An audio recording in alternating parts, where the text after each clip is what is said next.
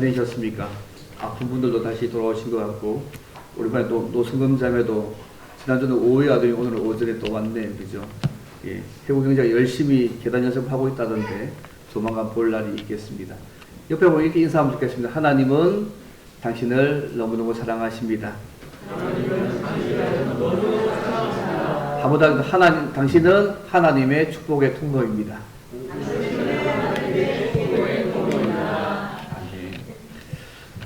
아마 예수 믿는 사람에게 있어서 가장 영광스러운 일이 있다면 그것은 하나님께 쓰임받는 일일 것입니다. 여러분 혹시 아십니까? 최고급 핸드폰 기능 가운데 70%는 사람들이 잘 못 쓰고 있다고 합니다. 저도 잘 아마 몇 가지밖에 사용하지 못하는 것 같습니다. 최고급 승용차가 낼 수 있는 속도 중에 70%는 불필요하다는 말을 들은 적이 있습니다.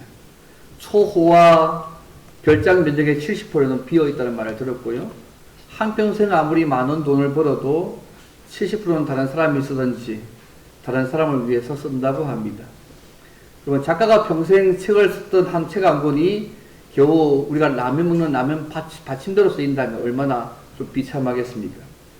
근데 실제로 수많은 세상 사람들이 하나님께 쓰임받지 못하고 삶을 엉뚱하게 마무리할 때가 많은 것 같습니다. 어떻게 하면 하나님께 쓰임받는 인생이 될지, 또 하나님께서 어떻게 자신의 계획을 역사 가운데 시행하실지, 특히 오늘 말씀을 통해서 함께 좀 생각하면 좋겠습니다. 그래서 오늘 말씀을 통해서 하나님의 일하심에 우리가 어떻게 쓰여질 수 있는지를 함께 오늘 말씀을 통해서 크게 두 가지 정도로 함께 생각해 보기를 합니다. 우리가 사랑하는 그 하나님은 어떻게 당신의 계획들을 이루어 가신다고 생각하십니까? 첫 번째는요, 말씀을 순종하는 자를 통하여서 당신의 계획을 이루십니다. 하나님은 당신의 말씀을 순종하는 자를 통해서 당신의 계획을 이루신다는 것이 첫 번째입니다. 사실 우리는 하나님에 대해서 다 알 수 없습니다. 다만 하나님께서 우리에게 계시해 주신 부분만 사실 알 수 있을 뿐입니다. 하나님이 세상의 모든 일들을 계획하실 때 그리스 로마에 나오는 신들처럼 아무런 계획 없이 하시지 않으셨습니다. 하나님은 세상을 창조하기 전부터 계획을 가지고 계셨습니다. 오늘 본문에서 하나님께서 소돔과 고모라를 벌하시려고 계획하신 것을 어떤 방법을 통해서 시행하시는지를 오늘 본문이 잘 보여주고 있습니다. 하나님께서 아브라함의 대접을 받고 난 이후에요, 그에게 하신 약속을 내년 이맘때에 이루실 것이라고 구체적으로 말씀하시고 난 이후에 길을 떠나시려고 일어나셨습니다. 16절 말씀 보시면요, 그 사람들이 거기서 일어나서 소돔으로 향하고 아브라함은 그들을 전송하러 함께 나가니라고 말씀합니다. 아브라함이 이들을 전송하기 위해서 함께 나갔습니다. 그들을 극진히 대접했고 멀리까지 배웅하는 예절까지 보여주는 아브라함의 모습을 보여줍니다. 이때 하나님께서 지난해 살짝 말씀드린 것처럼 아브라함에게 하나님의 계획을 말씀해 주셨습니다. 17절 말씀 보시면 내가 하려는 것을 아브라함에게 숨기겠느냐고 말씀하십니다. 하나님께서 하시고자 하는 그 계획을 아브라함에게 숨길 이유가 없고 말씀하시겠다는 얘기입니다. 그러면 하나님이 지금 하시는 계획이 이름은 뭘까요? 사실은 오늘 보면 20절과 21절 말씀을 함께 읽어보면 하나님의 계획은 소돔과 고모라의 죄악을 살피시고 심판하시는 것이 하나님의 계획이었습니다. 소돔과 고모라에 살고 있던 사람들은 한결같이 모두 다 폐역하고 사악했던 사람들입니다. 성경 뒤의 역사를 보면 악한 사람들이 어떤 사람들을 나타낸 대명사로 소돔과 고모라를 예를 들어서 설명하고 그렇게 알고 있습니다. 우리 예수님께서도 마태복음 10장 이렇게 말씀합니다. 내가 진실로 너희에게 이르노니 심판날에 소돔과 고모라 땅이 그 성보다 견디기 쉬울 것이라고 말씀하셨습니다. 그래서 오늘 보면 20절 말씀 보시면요, 이 부르짖음, 소돔과 고모라에 대한 부르짖음이 커서 또 내게 들린 부르짖음과 같은지 아는지 내가 보고 알려 한다고 말씀할 때 이 부르짖음이 뭐냐면요, 원래 이 원어의 의미는 억울한 일을 당한 사람들, 무고한 사람들, 순박한 사람들이 고통해서 부르짖는 것을 말씀합니다. 이것은 소돔과 고모라 성에 광범위하게 부득한 일들과 부패와 압제와 착취 행위들이 있었음을 의미하는 단어이기도 합니다. 하나님께서 이런 악한 일들을 보시고 심판하실 계획을 아브라함에게 말씀해 주신 것입니다. 하나님이 하시는 그 일은요, 그 계획은 소돔과 고모라의 죄악을 살펴서 심판하시는 일입니다.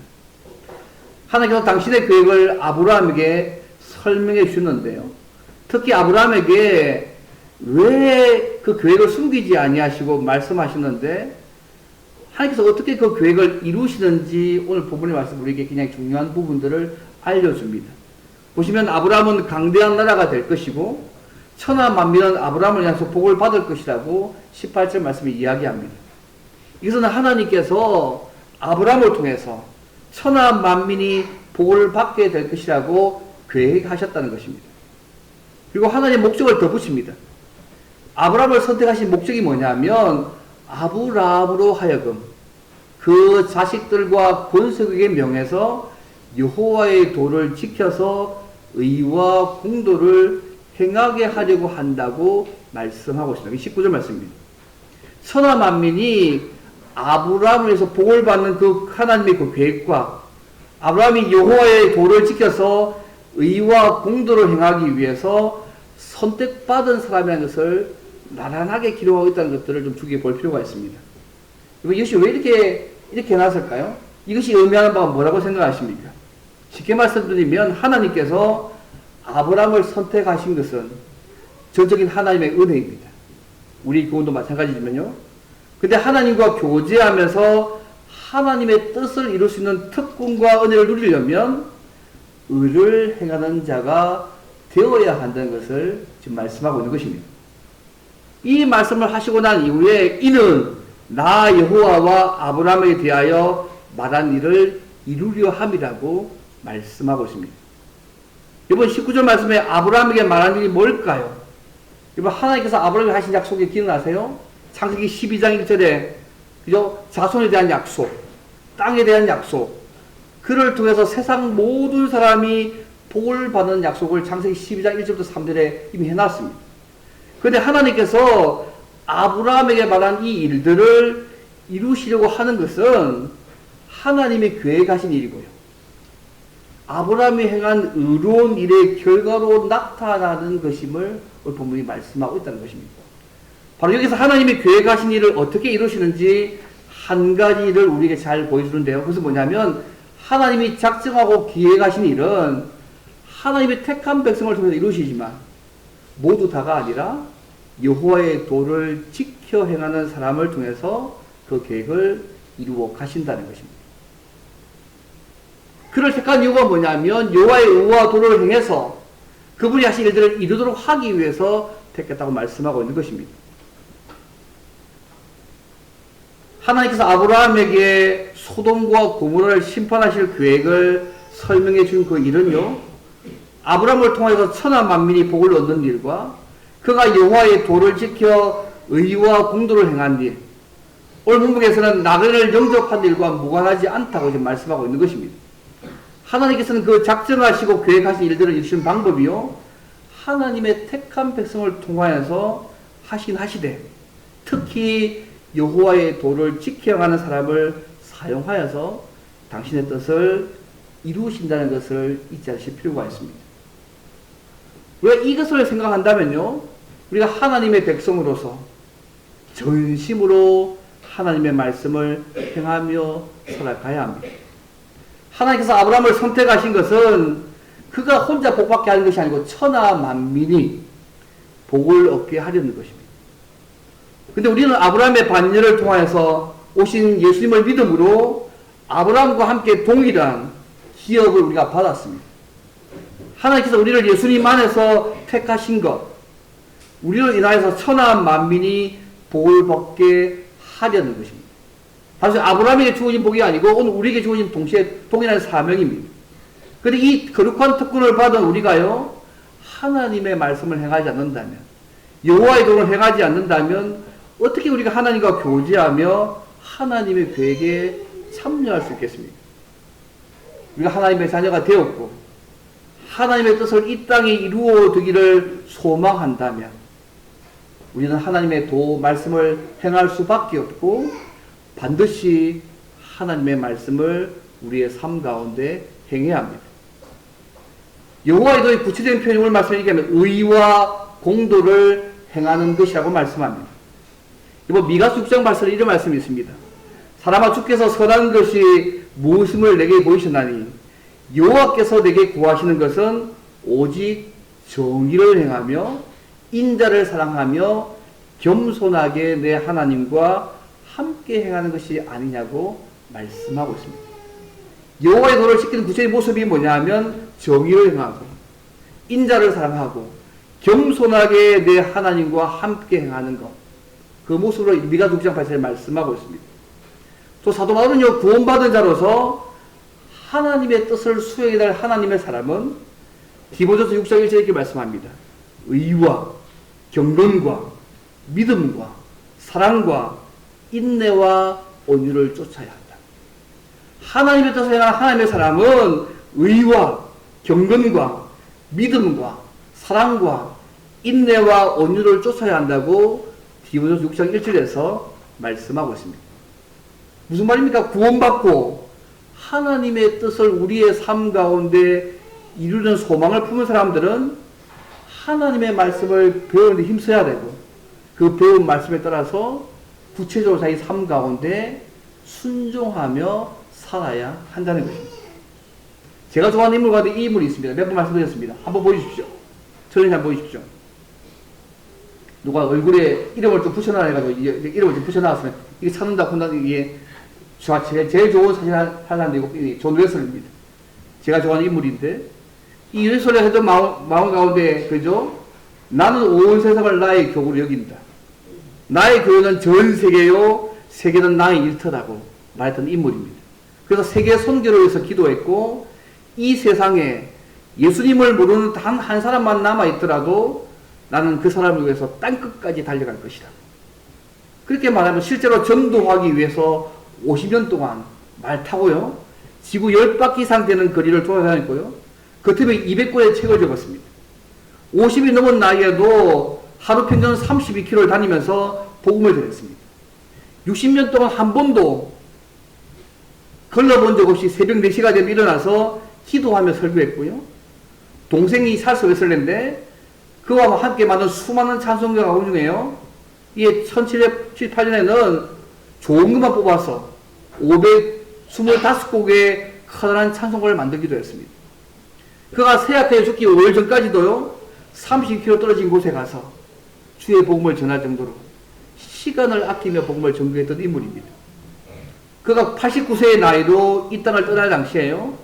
영국에는 약 300명의 설교자, 7만 명이 넘는 예수 믿는 사람들이, 성교회는 19명의 선교사와 5,300명 회원이, 미국에는 약 200명의 설교자와 4만 명이 넘는 회원이 있었다고 합니다. 하나님께서 그를 통해 주신 인생의 열매였습니다. 그는 철저하게 하나님의 말씀에 순종하는 하나님의 종으로 살았던 사람 일부 인물이었습니다. 그의 이런 자원이 있지 않습니다. 나는 내가 할 수 있는 모든 선한 일을 하자. 하나님이 기뻐하시는 모든 선한 일을 하자. 모든 수단, 모든 방법을 동원하고 어떠한 장소든지 어느 시간이든지 상대가 누구든지 내가 할 수 있는 오랫동안 그분이 명령하신 선한 일을 하자. 그의 자유명이었습니다. 실제로 그가요 89세의 나이로 죽을 때에 2개의 숟가락, 하나의 차 주전자, 다 낡아빠진 코트 한 벌밖에 없을 정도로 자기의 모든 것을 다 나눈 삶을 살았던 인물이었습니다. 철저하게 하나님의 말씀에 순종했던 위대한 사람이었습니다. 제가 왜 이 얘기를 하겠습니까? 사랑하는 성도 여러분, 우리의 삶을 통해서 하나님의 뜻이 이루어지길 정말 원하십니까? 그렇다면 하나님의 말씀을 우선적으로 우리의 삶에 배우는 일에 힘쓰면 좋겠습니다. 그분이 뭐라고 말씀하시는지, 그분의 뜻이 무엇인지를 말씀을 통해서 많이 배우십시오.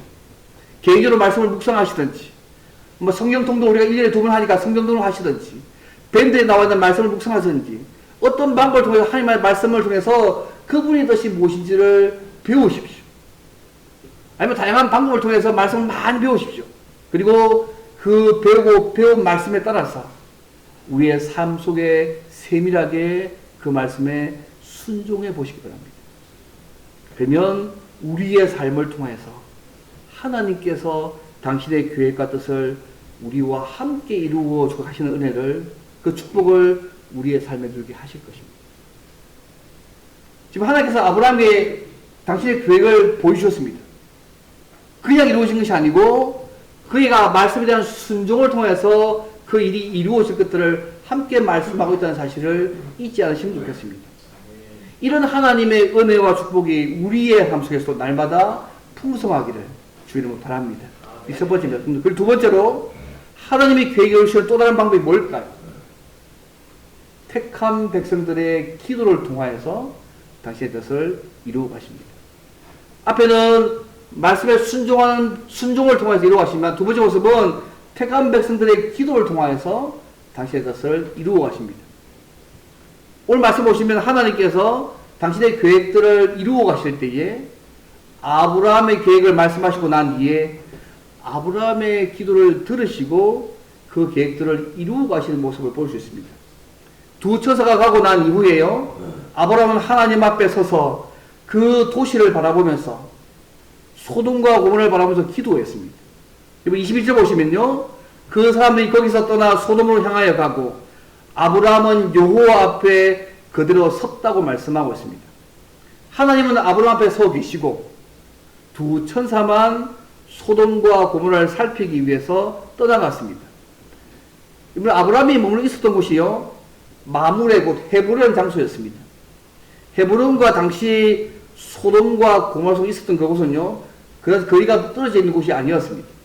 아마 당시 소돔과 고모라가 있었던 그 자리가 오늘날 사해 바다가 있는 곳이었습니다. 그래서 헤브론에서 보게 되면 멀리 사해 바다가 보였습니다. 아브라함은 하나님이 떠나가신 후에 그 도시를 바라보면서 기도했는데 그 기도가 유명한 우리나라 아브라함의 기도입니다. 23절부터 30절의 말씀의 기도입니다. 이런 잘한 말씀입니다. 하나님께서 아브라함에게 소돔과 고모라를 멸망시킬 계획을 말씀해 주셨을 때에 창세기 20장 22절 보시면 그죠? 하나님이 내려가서 부르심이 심하니까 정말 내게 들린 부르심과 같은지 그렇지 않지 내가 보고 알려 하느냐고 말씀하셨습니다.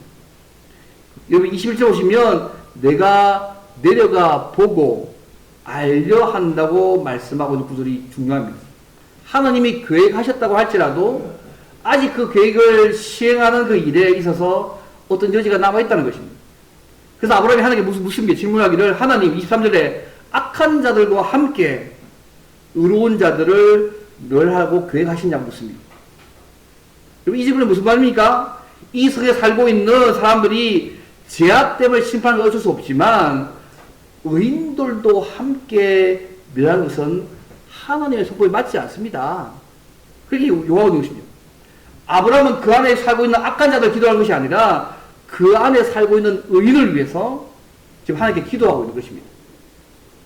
아브라함의 이 기도가요, 하나님의 심판의 정당성을 위해서 기도하고 있는 것을 오늘 보면 25절 말씀합니다. 주께서 이같이 하사 의인을 악인과 함께 죽이시면 부당하다. 의인과 악인을 같이 하심도 부당합니다. 세상을 심판하신 이가 정의를 행하실 것이 아니냐고 25절까지 말씀하십니다.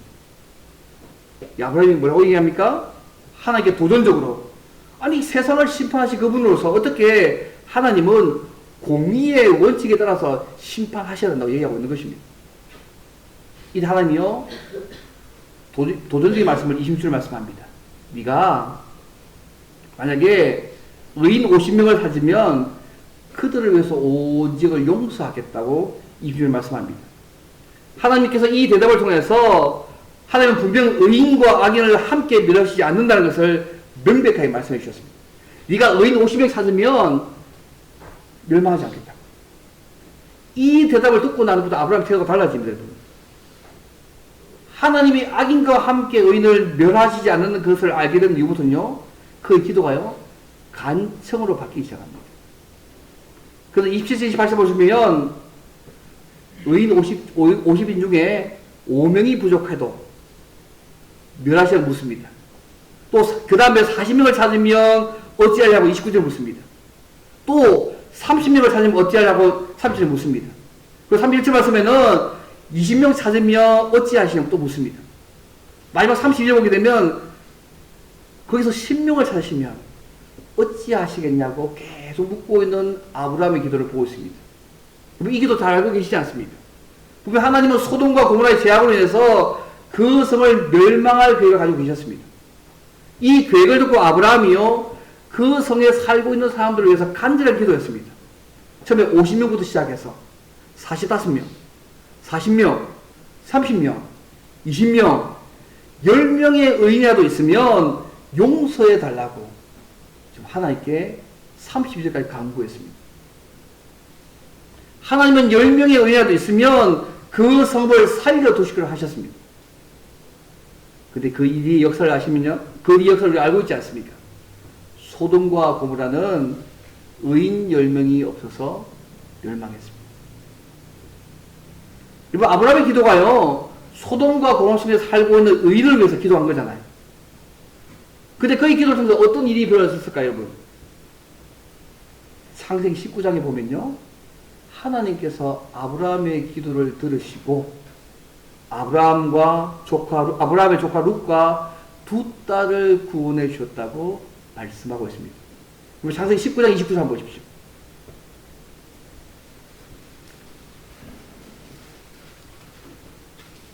하나님이 아브라함을 생각하사,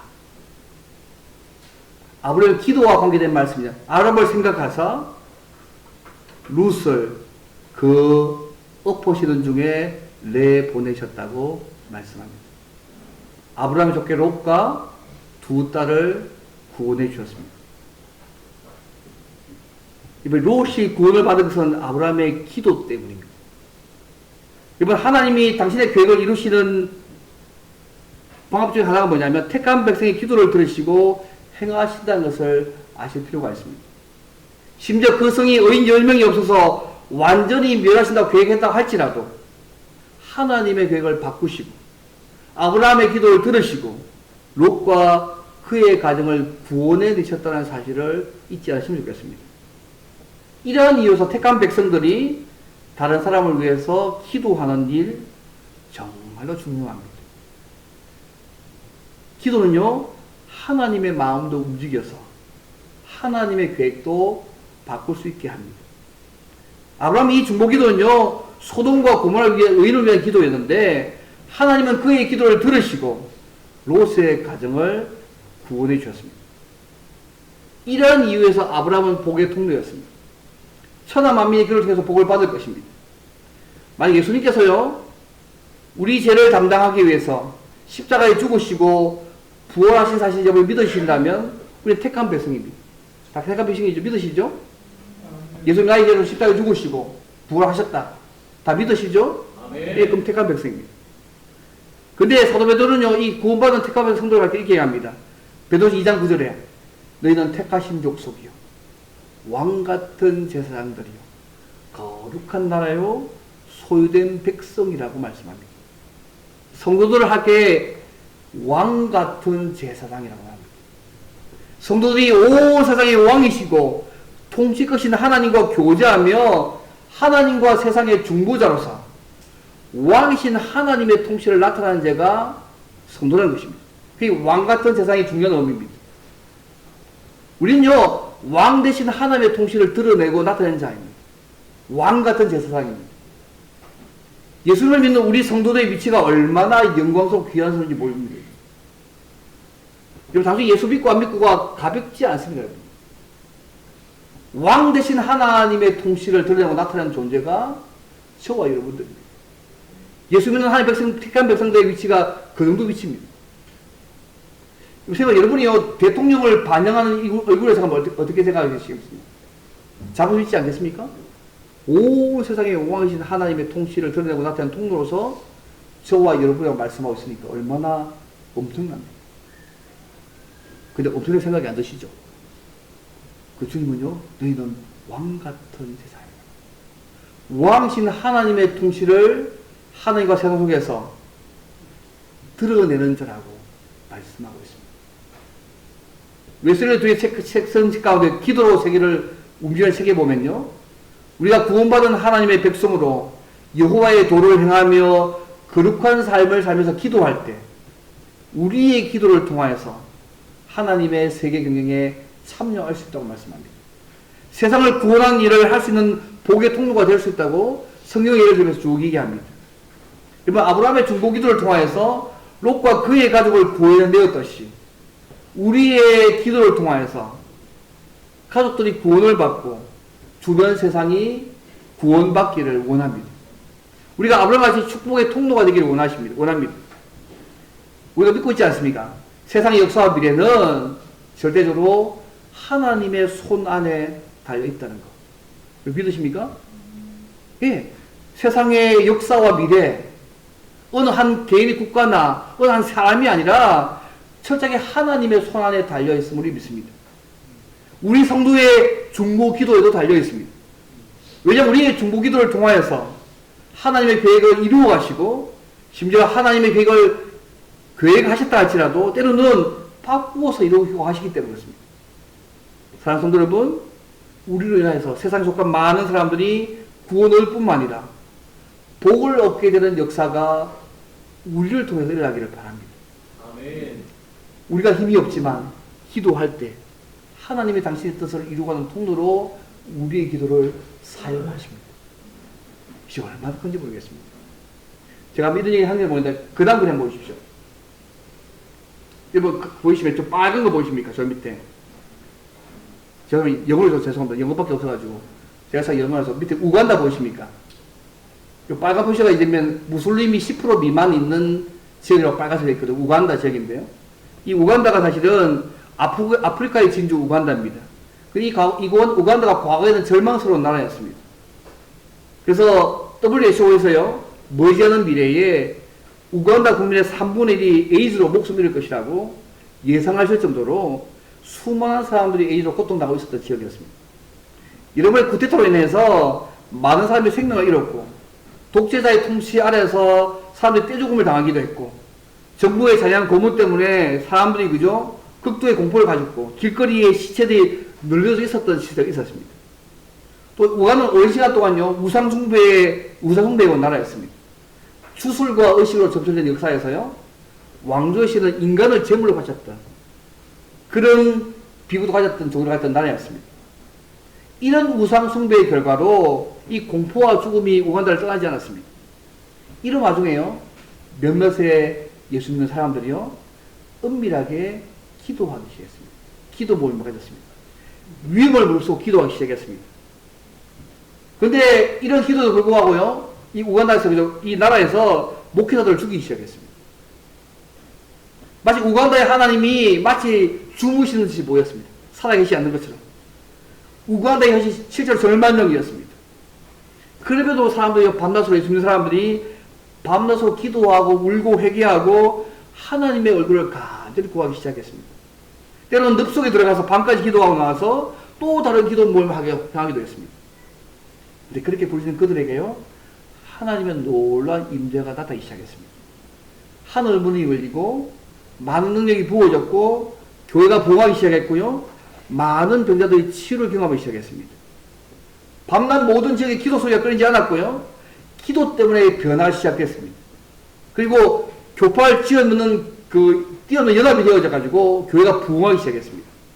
그 사람들이요 에이즈로 고통하는 사람들이요 불치병 사람들이 치유받게 되었습니다.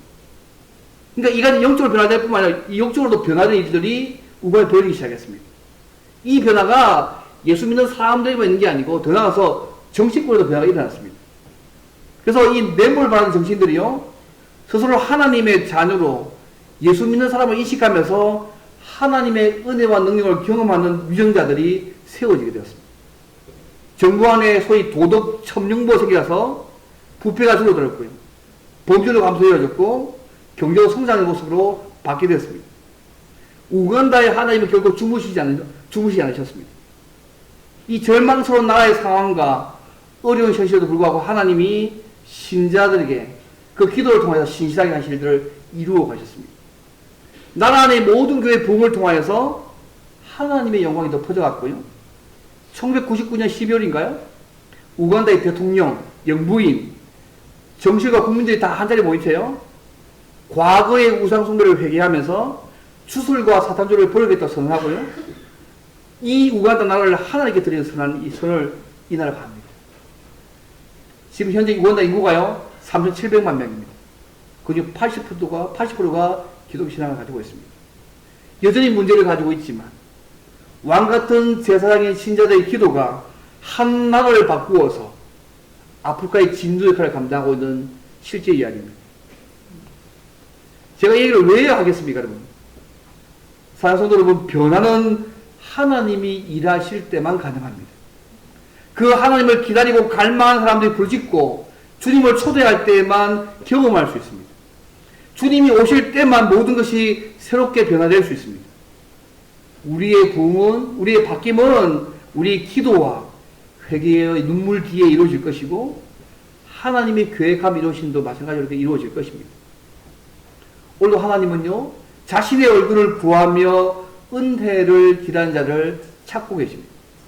오늘 저와 여러분이 이 대회에 끼어서 주의 일에 동참하시면 좋겠습니다.